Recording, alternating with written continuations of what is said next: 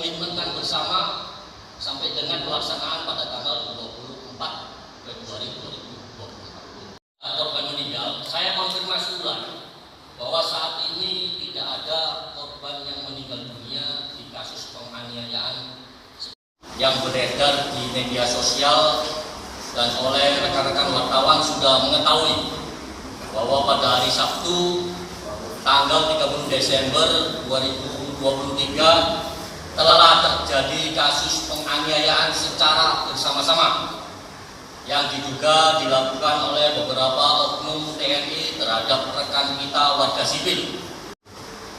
Maka atas seizin dari pimpinan TNI Angkatan Darat, hari ini saya melaksanakan konferensi pers. Saya sampaikan kasus penganiayaan tersebut benar adanya dan pelakunya adalah beberapa oknum anggota dari Unit 408 Subrasta. Perlu diketahui sampai dengan saat ini Denpom 4 Surakarta masih meminta keterangan terhadap para anggota untuk kepentingan proses hukum. Mengenai kronologi, motif, latar belakang terjadinya kasus akan saya uraikan. Informasi sementara yang diterima bahwa peristiwa tersebut terjadi secara spontanitas karena adanya kesalahpahaman antara kedua belah pihak. Peristiwa bermula pada hari Sabtu tanggal 30 Desember 2023 tepatnya pukul 11:19 waktu Indonesia bagian Barat di tempat asrama Kompi Senapan B Unit 408 Subrasta. Saat beberapa anggota IPAN B melaksanakan olahraga bola voli, kemudian mendengar suara bising yang membuat tidak nyaman dari beberapa sepeda motor dengan knalpot brom melintas secara terus-menerus dan berulang kali.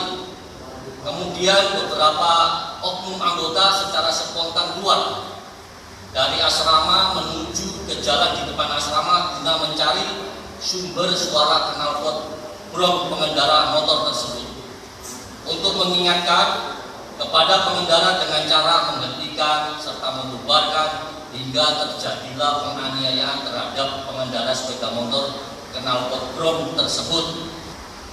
Setelah terjadi penganiayaan, selanjutnya beberapa korban dibawa ke RSU Pandanaran, Boyolali untuk mendapat pertolongan, dan saat ini masih ada 2 orang yang sedang menjalani rawat inap.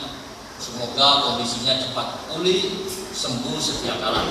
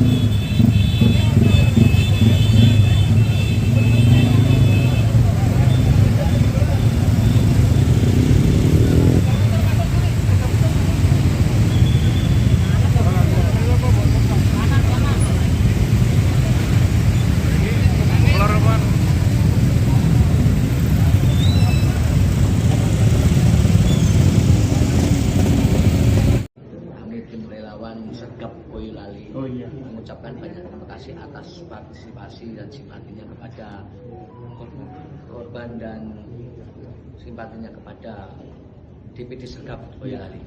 Sama-sama. Assalamualaikum warahmatullahi wabarakatuh. Lewat sini Mas Ali. Ya, dari 7 anak ada 2 yang sekarang masih dirawat. 1 tadi saya tidak sempat ngomong karena masih tidur. karena situasinya masih bengkak-bengkak. Yang satu sudah bisa diajak bicara, hasil pemeriksaan dokter ya membaik, bagus ya, tidak ada gegar otak, tulangnya bagus, tulang tengkoraknya bagus, terus kemudian otaknya juga bagus, hanya memar-memar satu mata gigi dan sebagainya. Itu kondisinya. Nah, yang kedua memang tadi saya mendengarkan cerita dari dia.